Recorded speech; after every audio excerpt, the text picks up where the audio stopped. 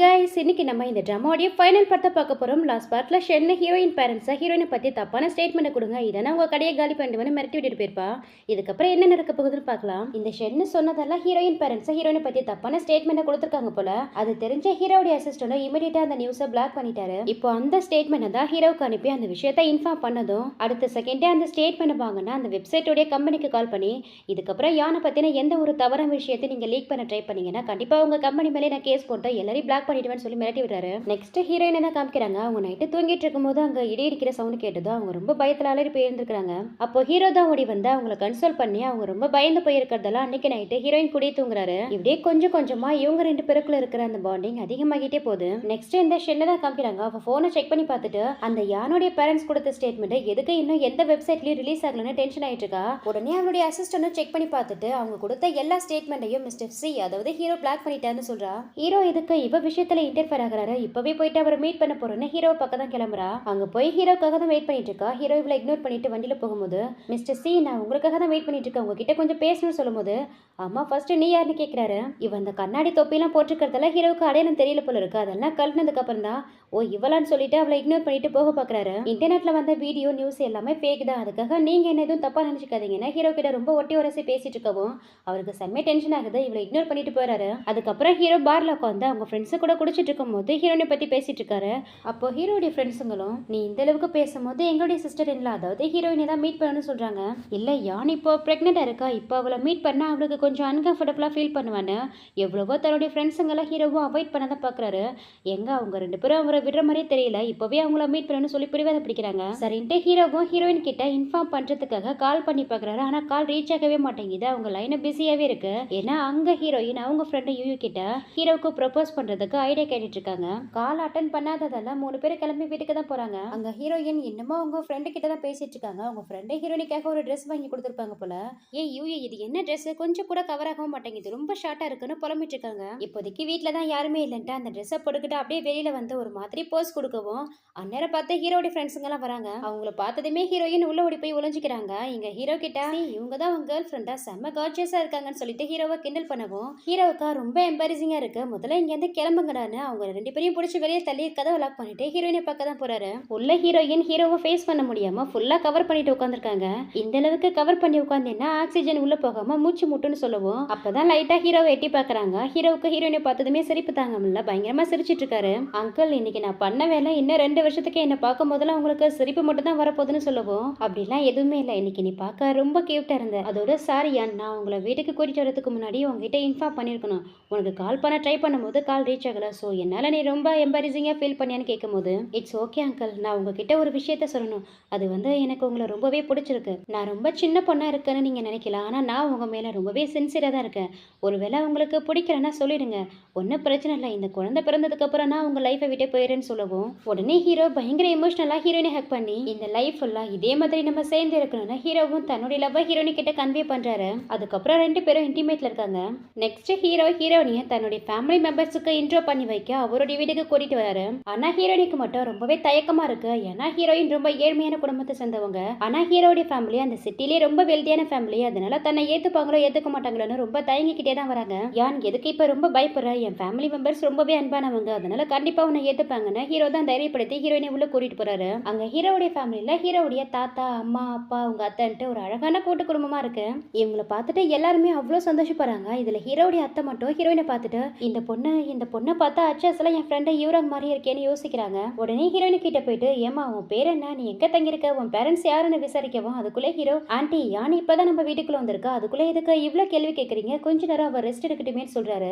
அதுக்குள்ளே அங்க ஹீரோடைய அம்மா அப்பா வந்துடுறாங்க. எல்லாரும் ஃபேமிலியை உட்காந்து ரொம்ப சந்தோஷமா பேசிட்டு இருக்காங்க. மறுநாள் ஹீரோயின் ஒரு பிளேஸ்ல வந்து உட்காந்துருக்கும் போது அவங்களுக்கே தெரியாம ஹீரோடைய ஆண்டி போட்டோ எடுத்துட்டு எதுவுமே தெரியாத மாதிரி கேஷுவலா நடந்து போறாங்க. ஹீரோயின் இவங்களை பார்த்துட்டு மரியாதை கொடுக்கறதுக்காக எழுந்திருக்கும் போது பரவாயில்லமா உட்காரு, நான் சும்மா உங்ககிட்ட பேசிட்டு போலாம் தான் வந்தேன்னு சொல்லிட்டு ஹீரோயின் கிட்ட அப்படியே பேச்சு வாக்குல ஏமா உனக்கு எத்தனை வயசு ஆகுது, அதோட உனக்கு பேரண்ட்ஸ் எல்லாம் இருக்காங்களான்னு கேக்குறாங்க. ஹீரோயின் பதில் சொல்றதுக்குள்ளேயே அங்க வந்த ஹீரோவோ என்னங்க ஆண்டி என் ஃபியூச்சர் வைஃபை பத்தி தெரிஞ்சுக்க ரொம்ப ஆர்வம் காட்டுற மாதிரி இருக்கேன்னு கேக்குறாரு. அப்படிலாம் இல்லப்பா, நான் சும்மா தற்செயலா இந்த பக்கம் வந்தேன், இந்த பொண்ணை பார்த்தா அதான் கொஞ்ச நேரம் பேசிட்டு போலாமேன்னு உட்காந்தா, வேற எதுவும் இல்லைன்னு சொல்லி சமாளிக்கிறாங்க. ஆனா ஹீரோனை பத்தின ஏதோ ஒரு சீக்ரெட் இவங்களுக்கு தெரிஞ்சிருக்கு போல இருக்கு.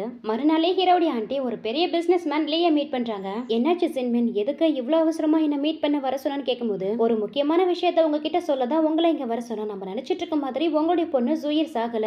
அவ இன்னும் உயிரோட தான் இருக்கா. என் அண்ணன் பையன் ஜீ தன்னுடைய கேர்ள் ஃப்ரெண்டுன்னு ஒரு பொண்ணை கூட்டிட்டு வந்திருக்கான். அந்த பொண்ணு பார்க்கறதுக்கு அச்சு அசல் என்னுடைய ஃப்ரெண்ட், அதாவது உங்க மனைவி யூராங் மாதிரி இருக்கா. நானும் யூராங்கும் சின்ன வயசுல இருந்து ஃப்ரெண்ட்ஸ். அவ சின்ன வயசுல எப்படிதான் இருந்தானே ஹீரோனுடைய போட்டோ எடுத்து காமிக்கிறாங்க. அதை பார்க்கும்போது அவருக்கே பெரிய ஷாக்கா இருக்கு. ஜூயர், நீ இன்னும் உயிரோட தான் இருக்கியா? நீ என்ன சாகலையம்மா? நீ செத்துட்டு நினைச்சு அப்பா எவ்வளவு கஷ்டப்பட்டேன் தெரியுமான்னு மனசுக்குள்ள நினைச்சுக்கிட்டே அந்த ஆண்டி கிட்ட, ஜின்மின் என் பொண்ணை நான் எப்படியாவது மீட் பண்ணணும், அதுக்கு எப்படியாவது அரேஞ்ச் பண்ணனு கேட்கிறாரு. அது அவ்வளோ ஈஸி இல்லை. ஃபர்ஸ்டே இந்த பொண்ணு உங்க பொண்ணுன்னு கன்ஃபார்ம் பண்ணுங்க. அதுக்கான எவிடன்ஸ் நமக்கு வேணும். அதுக்கப்புறம் தான் நம்ம ஃபர்தரா மூவ் பண்ணலான்ட்டு அந்த லே கிட்ட ஹீரோயினுக்கே தெரியாம அவங்க தலைமுடியை எடுத்துருந்துருப்பாங்க போல இருக்கு. அதை எடுத்து அவர்கிட்ட கொடுத்து பெட்டர்னிட்டி டெஸ்ட் எடுக்க சொல்றாங்க. அதுக்கப்புறம் அந்த பிசினஸ் மன்லி தன்னுடைய முடியவும் ஹீரோயினுடைய முடியவும் தன்னுடைய அசிஸ்டன்ட் கொடுத்து இதை கொண்டு போய் ரொம்ப சீக்கிரட்டா யாருக்குமே தெரியாம பெட்டர்னிட்டி டெஸ்ட் எடுக்கணும், முக்கியமா என் தங்கச்சிக்கு மட்டும் தெரியக்கூடாதுன்னு சொல்றாரு. இங்க ஹீரோவும் ஹீரோயினும் ரொம்ப சந்தோஷமா அவங்க லைஃபை ரன் பண்ணிட்டு இருக்காங்க. இன்னைக்கு செக்அப் இருக்கு, நம்ம 2 பேரும் ஹாஸ்பிட்டலுக்கு போகணும், கிளம்புன்னு சொல்றாரு. அதுக்கப்புறம் 2 பேருமே கிளம்பி ஹாஸ்பிட்டலுக்கு தான் போறாங்க. அங்க டாக்டர் ஹீரோயினை செக் பண்ணி பார்த்துட்டு குழந்தை ரொம்பவே ஆரோக்கியமா இருக்குன்னு சொல்றாரு. அதுவும் ஹீரோயின் வயித்துல வளர குழந்தை, ரெட்டை குழந்தைன்னு வேற சொல்றாரு. அதை கேட்டது 2 பேருக்குமே அவ்வளோ ஒரு ஹாப்பியா இருக்கு. செக்அப்லாம் முடிச்சுட்டு வெளியில வந்த ஹீரோயினும் ஹீரோ கிட்ட, அங்கிள் என் ஃப்ரெண்டு யூஏ கால் பண்ணியிருந்தா, எனக்காக அவ வெளியில வெயிட் பண்ணிட்டு இருக்கா, கொஞ்ச நேரம் அவ கூட போயிட்டு டைம் ஸ்பெண்ட் பண்ணிட்டு வரேன்னு சொல்லி கேட்கறாங்க. அதுக்கு ஹீரோவும் ஹீரோயின் சந்தோஷத்துக்காக ஓகே சொல்லிட்டு பார்த்து பத்திரமா போயிட்டு வரணும்னு அவங்க ஃப்ரெண்டு கூட அனுப்பி வைக்கிறாரு. இவங்க அப்படி சந்தோஷமா இருக்கிறத இந்த ஷென்னுமே பாக்குறா. அவளுக்கு பார்க்கும்போது ரொம்ப ஜெலஸா இருக்கு. அதனால ஹீரோயினை ஃபாலோ பண்ணி போறா. இங்க ஹீரோயினா அவங்க ஃப்ரெண்டு கூட ரொம்ப ஜாலியா டைம் ஸ்பெண்ட் பண்ணிட்டு இருக்காங்க. அப்போ அந்த ஃப்ரெண்டு பொண்ணு என்ன யான் வர வர வெயிட் ஆகிட்டே போற, என்ன விஷயம்னு கேட்கும்போது நான் பிரெக்னெண்டா இருக்கேன்னு சொல்றாங்க. அதை கேட்கும்போது அவளுக்கு பெரிய ஷாக் இருக்கு. என்னடி சொல்ற, நீ பிரெக்னெண்டா இருக்கியான்னு ஹீரோயின் வயிற்றுலாம் கை வச்சு பார்த்துட்டு, பாத்தியா உன் பெஸ்ட் ஃப்ரெண்டு என்கிட்டயே உன்னுடைய பிரெக்னன்சியை பத்தி மறைச்சிட்டே பாத்தியான்னு கோவப்படுறா. அதுக்கு ஹீரோயினும் அவளை சமாதானப்படுத்தி சாரி கேட்கறாங்க. அதுக்கப்புறம் அவங்க ரெஸ்ட் ரூம் போறாங்க. அங்க ஹீரோயினை ஃபாலோ பண்ணி அந்த ஷென்வரா எப்படி ஒரு குள்ளநரி மாதிரி இருந்துட்டு சி மாதிரி ஒரு ஹேண்ட்ஸமான ஆள மடக்கி போட்டேன்னு ஹீரோயினை பத்தி தப்பு தப்பா பேசவும், உனக்கு எனக்கும் என்ன பிரச்சனை, எதுக்கு தேவையில்லாம என்கிட்ட இந்த மாதிரி வந்து பேசிட்டு இருக்கான்னு அவளை அவாய்ட் பண்ணிட்டு ஹீரோயினை போக பாக்குறாங்க. ஆனா அவங்கள போக விடாம ஒழுங்கா ஹீரோ விட்டு ஓடி போயிடு. இந்த அப்பாவியான மூஞ்சியை வச்சு தானே ஹீரோவை செடியூஸ் பண்ணிட்டு இருக்கா. அப்புறம் செடியூஸ் பண்ண மூஞ்சி இருக்காதுன்னு கத்தியை காட்டி மிரட்டிட்டு இருக்கா. அந்நேரம் பார்த்தா அந்த பிசினஸ் மேன் லீயோட அசிஸ்டன்ட் அங்க வந்து அந்த ஷென்னை பிடிச்சி தள்ளி விட்டு ஹீரோயினை காப்பாத்துறாரு. நீங்க ஃபர்ஸ்ட் இங்க இருந்து கிளம்புங்க, நான் அந்த பொண்ணை ஹேண்டில் பண்ணிக்கிறேன்னு சொல்லவும் ஹீரோயினி அவருக்கு தேங்க்யூ சொல்லிட்டு அங்க இருந்து கிளம்புறாங்க. நெக்ஸ்ட் பிசினஸ் மேன் லீயை தான் காமிக்கிறாங்க. அவர் அவருடைய வைஃபோடைய சின்ன வயசு போட்டோ வச்சு பார்த்துட்டு இருக்காரு.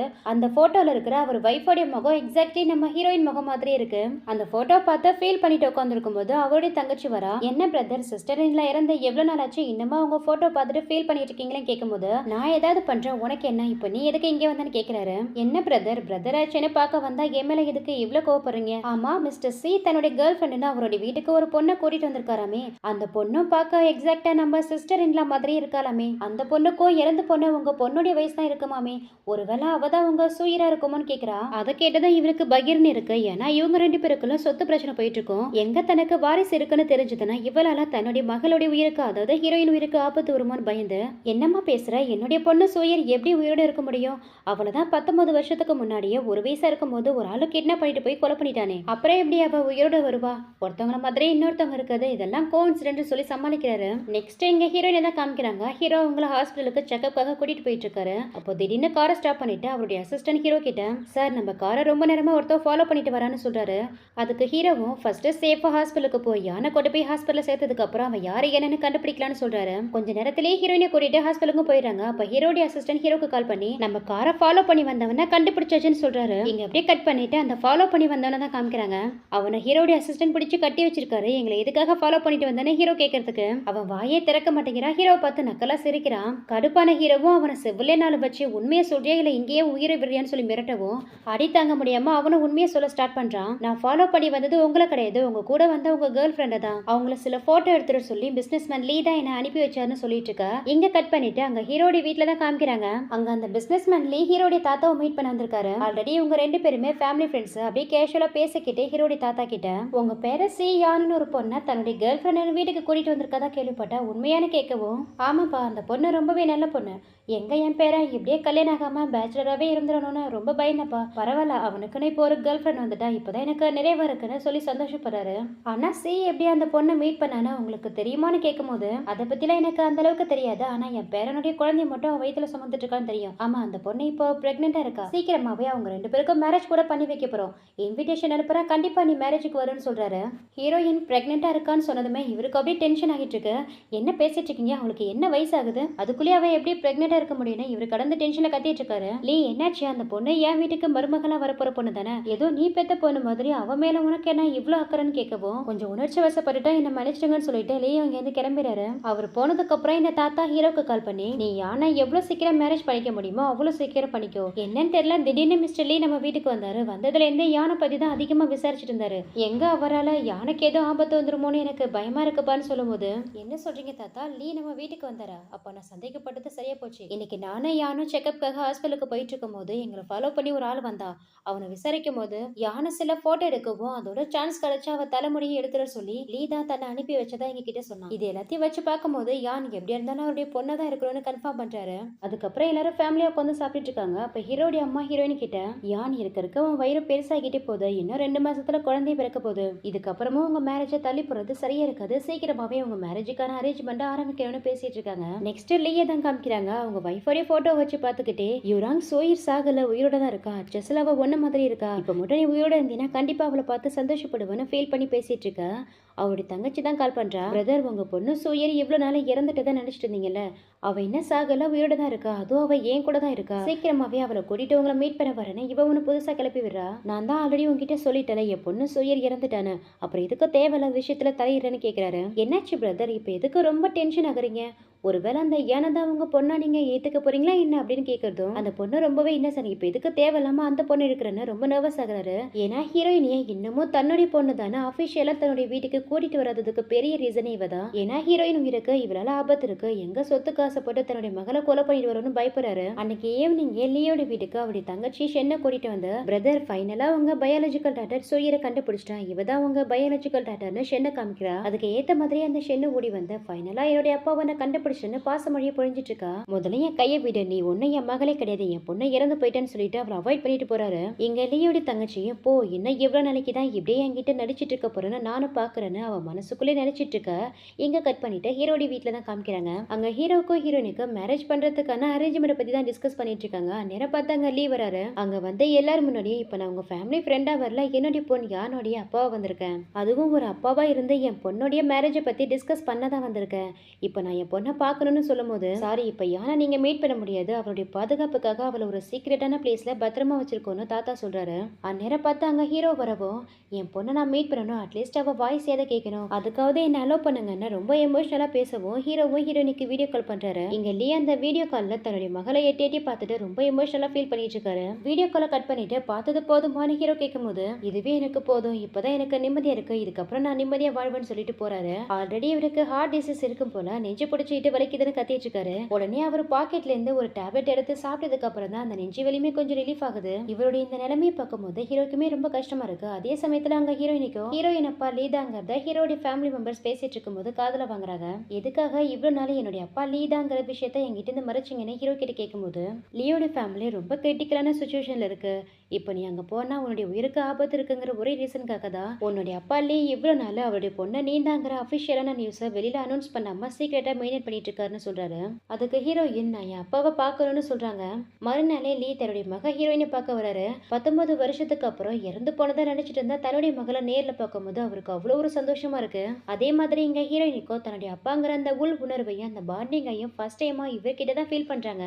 2 பேருமே பயங்கர எமோஷனலா பேசிட்டு இருக்காங்க.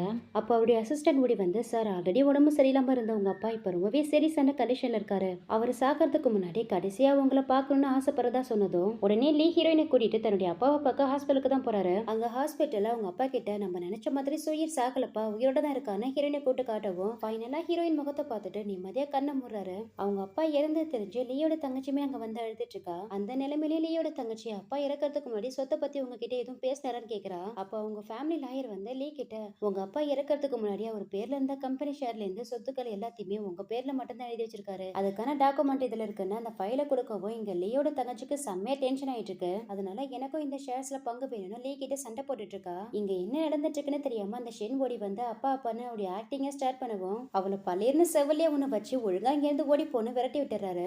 எந்த சொத்துக்காக இவ்வளவு லீயோட தங்கச்சி பண்ணாலும் கடைசி வரைக்கும் அந்த சொத்து அவளுக்கு கிடைக்கவே இல்ல. ஒரு வழியா எல்லா ப்ராப்ளமும் சால்வ் ஆகி ஹீரோயின் அவங்க தாத்தாவுடைய கல்லறை முன்னாடி மரியாதை செலுத்திட்டு போறாங்க. அப்ப ஹீரோயின் ஹீரோ கிட்ட இப்பதானே தாத்தா இறந்திருக்காங்க, அதனால கொஞ்ச நாளைக்கு நம்ம மேரேஜை தள்ளி வச்சுக்கலாம்னு சொன்னதும் அதுக்கு ஹீரோவுமே ஓகே சொல்றாரு. அதுக்கப்புறம் ஹீரோ ஒரு பிசினஸ் விஷயமா வெளியில போகும்போது அவருக்கு ஒரு ஆக்சிடென்ட் நடக்குது. இந்த விஷயம் அவங்க வீட்ல தூங்கிட்டு இருக்க ஹீரோயினுக்கு நைட் மேர் மாதிரி வருது. உடனே ஹீரோவுக்கு என்னாச்சுன்னா அவருக்கு கால் பண்ண ட்ரை பண்ணும்போது அந்நேரம் பார்த்து அவங்களுக்கு லேபர் பெயின் வேற ஸ்டார்ட் ஆகுது. ஹீரோவுடைய அம்மா தான் ஹீரோயினை ஹாஸ்பிட்டல்ல சேர்த்து பாத்துக்கிறாங்க. பயங்கரமா பெயின்ல கத்திட்டு இருக்காங்க. அந்த நிலைமையிலையும் ஹீரோவை பார்க்கணும் தான் கேக்குறாங்க.